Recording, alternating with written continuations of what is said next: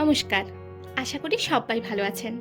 তো আজ আমরা বেরিয়ে পড়েছি বিশ্বকর্মা পূজার উদ্দেশ্যে। আকাশে পূর্ণিমার চাঁদটা দেখে তো চোখ আটকেই যাচ্ছিল। কি সুন্দর লাগছে!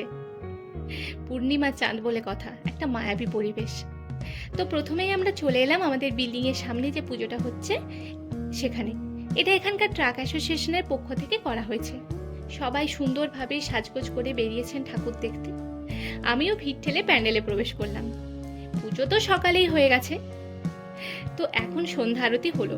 সবাই ঠাকুরের সামনে সেলফি নিতে এতই ব্যস্ত যে যাওয়ার সুযোগই পাচ্ছিলাম না। অনেক কষ্টে ঠাকুরের সামনে এলাম।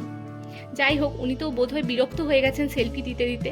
তাই আমি বললাম আমি একটা ছবি নিয়েই চলে যাব, বেশি বিরক্ত করব না। তারপর মণ্ডপ থেকে বেরিয়ে পড়লাম। এই দিকটায় প্রসাদের ব্যবস্থা হয়েছে, তাই খুব ভিড়। যে যার ইচ্ছে মতো প্রসাদ নিতে পারে, মানে রাতের খাবারটা আপনি এখানেই সেরে ফেলতে পারেন, তবে একটু লাইন দিতে হবে, এই যা। তারপর আমরা চলে এলাম রংপুর উপর মার্কেটে যে পুজোটা হচ্ছে সেখানে। তো এখানেও দেখলাম বেশ ভিড়। প্যান্ডেলটাও অবশ্য বেশ বড়ই হয়েছে। তো আমরা কিছুক্ষণ দূরেই দাঁড়িয়ে দেখছিলাম।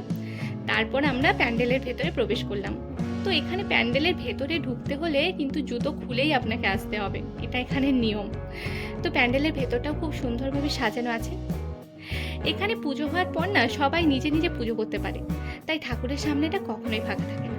আর এখানে কাকে দেখবো, বাচ্চাটাকে দেখুন, সে এখন এখানে হিরোগিরি করতে ব্যস্ত আছে। এখানেও প্রসাদের ব্যবস্থা ছিল, খিচুড়ি প্রসাদ, যে যত খুশি নিতে পারে। আমরা তো দুজন ছিলাম, তাই 2 প্লেট নিয়েছিলাম। এখানে অনুষ্ঠানও হচ্ছিল, ওই আমাদের যেমন অর্কেস্ট্রা হয় না, ঠিক সেরকম। এখানে অনেক মানুষ দেখছি বেশ ভিড় করে দাঁড়িয়ে আছে। তারপর আর কি, অনুষ্ঠান আমরা ঠিক দেখিনি, কিছুক্ষণ ছিলাম, তারপর বাড়ি চলে এলাম। তো আজ এই পর্যন্তই। দেখা হবে আবার পরের একটি ভিডিওতে। Till then, be happy and stay safe. Tata.